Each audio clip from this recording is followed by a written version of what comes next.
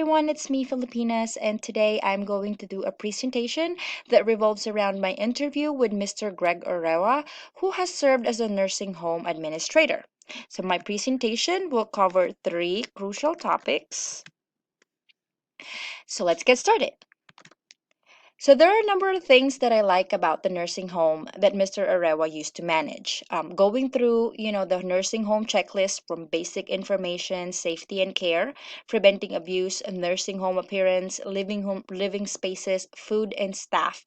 The nursing home that Mr. Arewa used to manage were all great. But some of the awesome things that really stood out to me is that one, they make it all about each resident. So they have a genuine focus on each person as a unique individual. Residents can also make choices. So this is really, really important. They're not ordered to go to sleep and wake up at the certain times.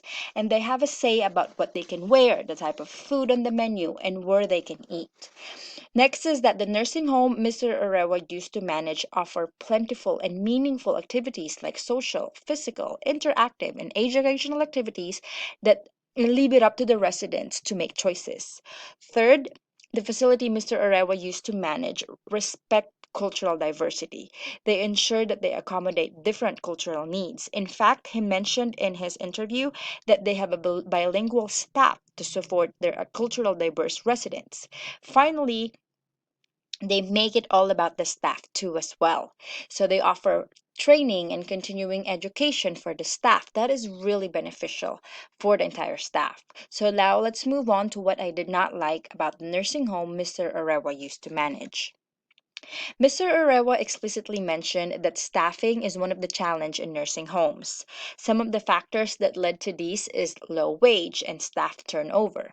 Being understaffed is not good because this limits the nursing home's ability to serve their residents.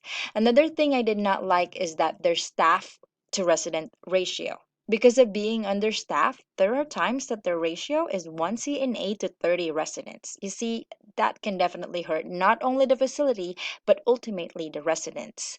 Finally, not allowing animals in the facility. Mr. Orewa's facility has a strict policy on animals and they do not allow any form of animals in the facility.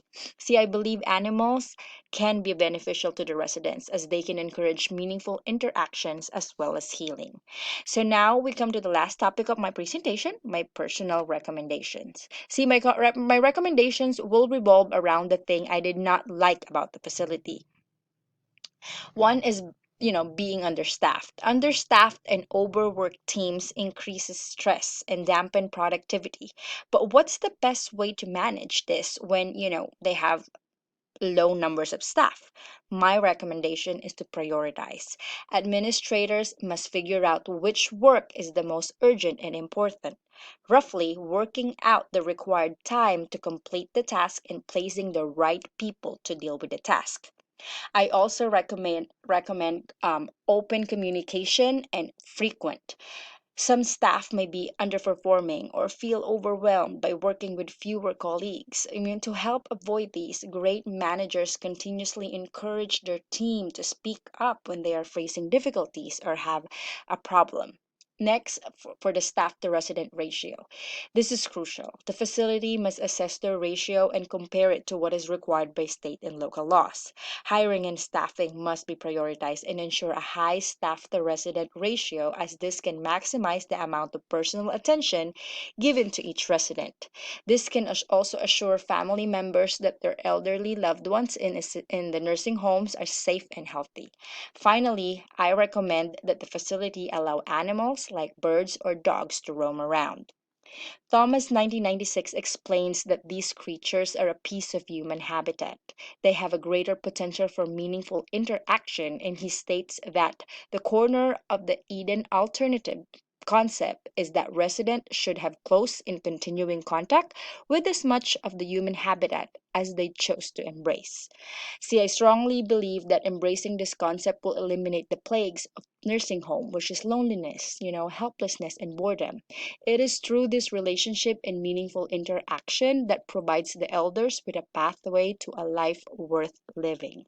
Looking at this in a biblical lens, embracing the concept of Eden alternative, particularly my recommendation about allowing animals in the facility, relates strongly to the principle of companionship.